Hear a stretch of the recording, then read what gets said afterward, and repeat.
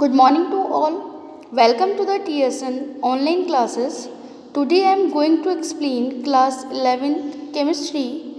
The name of this chapter is some basic concept of chemistry. Today topic is significant figures. There are certain rules for determining the number of the significant figures.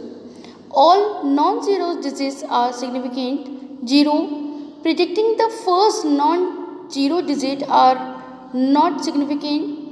Zeros between the two non-zero digit are the significant. तो to non-zero के बीच में non-zero digits के बीच में यदि zero होता है तो उसे हम significant figure मानेंगे.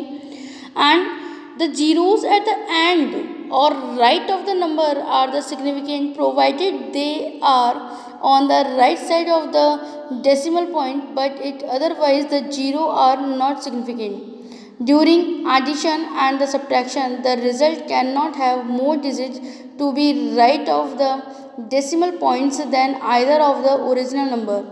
In multiplication and division with a significant figure, the answer cannot have more significant figure than either of the original number. Law and the postulates. There are 5 basic laws of chemical combinations that govern every reaction. Law of conservation of mass, law of definite propositions, law of multiple propositions, Gay-Lussac, law of gaseous volume and the Avogadro law.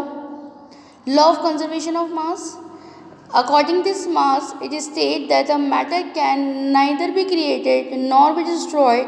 In other words, we can say that during any physical or the chemical change, the total mass of the reactant is equal to the total mass of the product. ये जो law है इसे हम conservation of mass के नाम से जाना जाता है ये लॉ. और अकॉर्डिंग दिस लॉ की कोई भी केमिकल रिएक्शन जो होती है उसमें रिएक्टेंट और प्रोडक्ट के अंदर जो नंबर ऑफ मॉलिक्यूल्स हम काम में ले रहे हैं उनकी वैल्यूज़ जो होती है वो इक्वली होती है. यानी कि कोई भी रासायनिक क्रिया जब होती है तो उसमें अभिकारक और अभिकारक के बाद में हमें जो प्रोडक्ट मिलता है उत्पाद उसके अंदर नंबर ऑफ मॉलिक्यूल्स हमेशा समान ही रहते हैं. न तो मास को क्रिएट किया जाता है न ही उसे डिस्ट्रॉय कर सकते हैं. Law of definite proportion Joseph pursuit shows that a given compound always contain exactly the same proportion of the element by weight. तो लॉ ऑफ डेफिनेट प्रोपोर्शन कहता है कि कोई भी जो केमिकल रिएक्शन है उसके अंदर जो कंपाउंड है वो हमेशा same proportion of the elements by weight के अकॉर्डिंग ही अरेंज रहते हैं. नेक्स्ट है लॉ ऑफ मल्टीपल प्रपोजिशंस. इसके according Dalton propose the law of multiple propositions, and according of this law, if two elements can combine to form more than one compound, the mass of the one element that combines with the fixed mass of the other element, it is the ratio of the small whole numbers.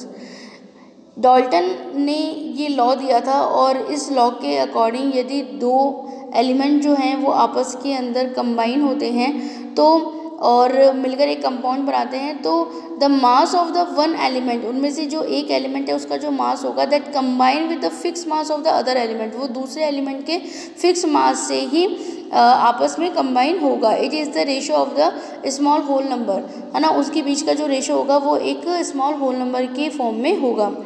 Gay-Lussac law of the gaseous volume. According to this law, when gases combine or are produced in a chemical reaction, they do so in a simple ratio by volume, provided all the gases are at same temperature and pressure. Next है Avogadro law. At the same temperature and pressure, equal volume of the gases contain equal number of the molecules. Avogadro law हमें बताता है कि यदि तापमान और जो दाब है यानी कि टेम्परेचर और प्रेशर यदि बराबर रखा जाए तो जो एक समान वॉल्यूम की यदि हम गैसेस जो लेते हैं उसके अंदर जो मॉलिक्यूल्स हैं वो इक्वल नंबर के अंदर ही पाए जाते हैं. नेक्स्ट है Dalton's atomic theory. It is a very important topic. इस पर लॉट ऑफ द टाइम इस पर जो क्वेश्चन है वो पुटअप होता है. In 1808 Dalton's publish a new system of the chemical philosophy। सन 1808 के अंदर जो डाल्टन है इन्होंने एक नया सिस्टम जो है वो रसायन फिलॉसफी के ऊपर दिया था। In which the propose the following, और इसके अंदर मेन पॉइंट्स थे। Matter consist of individual atoms, matter जो है वो इंडिविजुअल एटम्स के से मिलकर बना होता है। All the items of a given element have a identical properties including identical masses.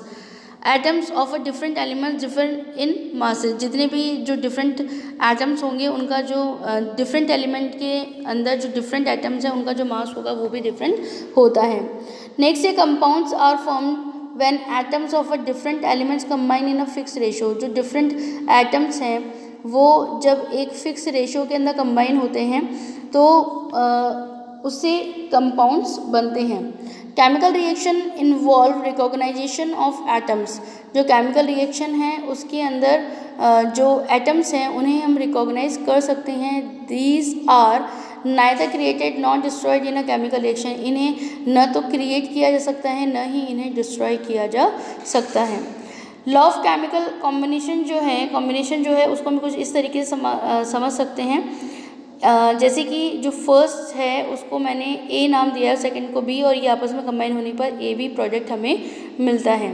Law of conservation of masses जो है उसके अंदर जो यहाँ पे रिएक्शन है, इस स्लाइड में मैंने उस जो लॉ है उसको मैंने एक रिएक्शन से समझाया है कि एस जो है वो हमारे पास कितना है 32 ग्राम, सल्फर जो है 32 ग्राम है, और आयरन जो है हमारे पास 56 ग्राम है। और जब ये ऐड होते हैं तो after the reaction ferrous sulphate बनता है, जो कि टोटल उसकी जो वैल्यू है वो कितना है 88 ग्राम प्रोडक्ट हमें मिलता है। तो इससे ये समझ में आता है कि जो रिएक्टेंट हैं वो 2 या 2 से ज़्यादा भले ही हों, लेकिन जो प्रोडक्ट है रिएक्टेंट के अंदर जितने नंबर ऑफ मॉलिक्यूल्स होंगे उतने ही हमें प्रोडक्ट के रूप में मिलते हैं।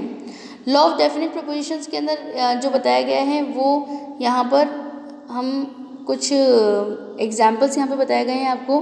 कार्बन डाइऑक्साइड के साथ में बताया गया है, और जो दूसरा वाला है कार्बन मोनोऑक्साइड के फॉर्म में बताया CO carbon monoxide and the CO2 is a carbon dioxide.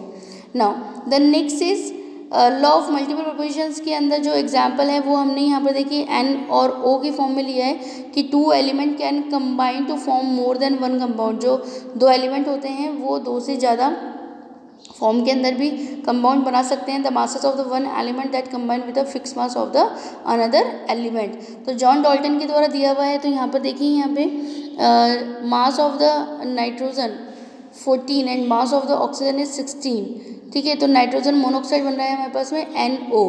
ठीक, ऐसे ही जो नेक्स्ट वाला है मास ऑफ नाइट्रोजन और मास ऑफ ऑक्सीजन हमने लिया है। इस बार हमने 2 ऑक्सीजन नाइट्रोजन के साथ में कंबाइन कराई है, तो नाइट्रोजन का मास तो वही है 14 और 2 ऑक्सीजन बिकॉज यहाँ पर मिली हैं, तो एक ऑक्सीजन का कितना है हमारे पास 16 एंड 16 32। तो 14:32 का रेशो हमारे पास में मिला है हमें, जो कि किसका फॉर्मेशन दिया है इसने, नाइट्रोजन डाइऑक्साइड का। Now the next is Gay Lussac's law of the gases volume. तो ये तो बहुत सीधी सिंपल था कि अगर हमारे पास टेम्परेचर और प्रेशर जो है वो अगर हमने सेम अप्लाई किया है तो गैसेस जो हैं वो भले कोई भी हो उनमें नंबर ऑफ मॉलिक्यूल्स जो होते हैं वो सिमिलर ही होते हैं।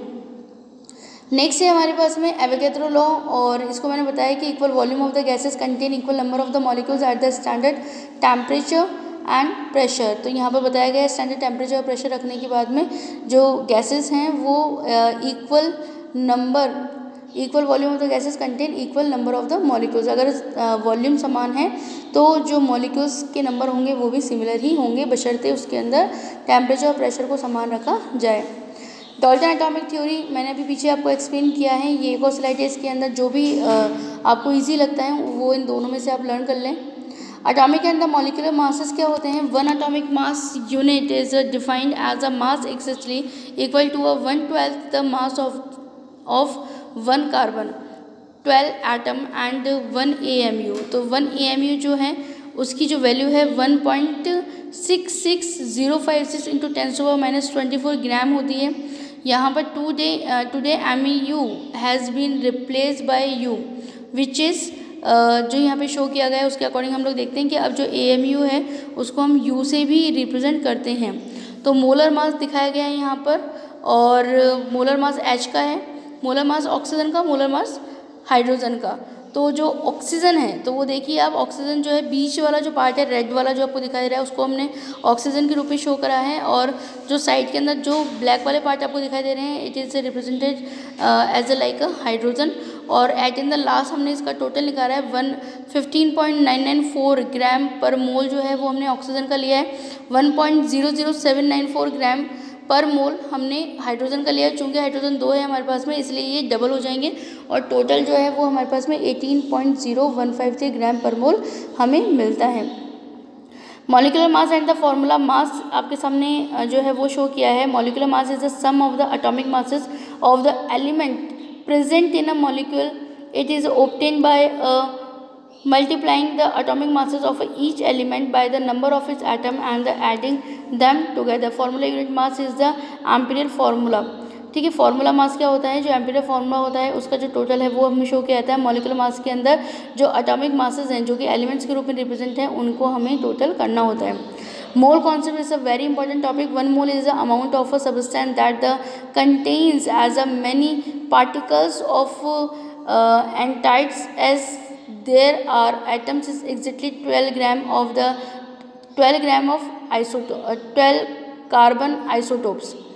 1 mole of atom 6.022 × 10⁻23 है entities, and the mass of the 1 mole of a substance in gram is called its molar mass. तो जो मोल कॉन्सेप्ट है वो आपके सामने शो किया गया है कि जो 1 मोल का जो अमाउंट होता है सब्सटेंस का वो बहुत सारे पार्टिकल्स जो हैं entirely as they are atoms is exactly 12 gram. जो बहुत सारे पार्टिकल्स हैं वो आपस में मिले हुए होते हैं, और जो एक्जैक्टली उसकी जो वैल्यूज जो होती हैं वो कितना है 12 ग्राम ऑफ 12 कार्बन आइसोटोप्स के बराबर होती है। मतलब कार्बन 12 का जो आइसोटोप है वो 12 ग्राम के फॉर्म के अंदर होना चाहिए। लिमिटिंग एजेंट हैं when any reaction is carried out if the reactants are not present in the amounts are required by a balance chemical reaction. In such situations one reactant is in the excess over the other, the reactant which is present in the lesser amount gets the consumed after some times, and the other that no further reaction take place wherever be the amount of the other reactant presence। ठीक है, तो limiting agent जो है उसकी definition और उसका जो work है वो आपके साथ शो किया गया है यहाँ पे। नेक्स्ट है हमारे पास में कंसंट्रेशन इन सॉल्यूशन। कंसंट्रेशन क्या होता है, किसी भी सॉल्यूशन की कितनी ज़्यादा सांद्रता है उसको हम इससे समझते हैं। सॉल्यूट और सॉल्वेंट जब आपस में मिलते हैं तो हमें क्या मिलता है, सॉल्यूशन मिलता है। तो यहाँ पे देखिए सॉल्यूट जो है वो वाटर सॉल्वेंट के साथ में मिला हुआ है, और हमें फिर वाटर सॉल्वेंट के साथ में मिलने के बाद में क्या मिलता है, सॉल्यूशन मिलता है। तो यहाँ पे जो फर्स्ट वाला पार्ट है उसके अंदर हम लोगों ने 2 सॉल्यूट लिए हैं, और जो वाटर का अमाउंट है वो बीकर ए और बी के अंदर दोनों में सिमिलरली है। तो सॉल्यूट ज़्यादा होने से यहाँ पर जो सॉल्यूशन तैयार होगा ए वाले पार्ट में वो कैसा होगा, बी की तुलना में थोड़ा सा कंसनट्रेट होगा।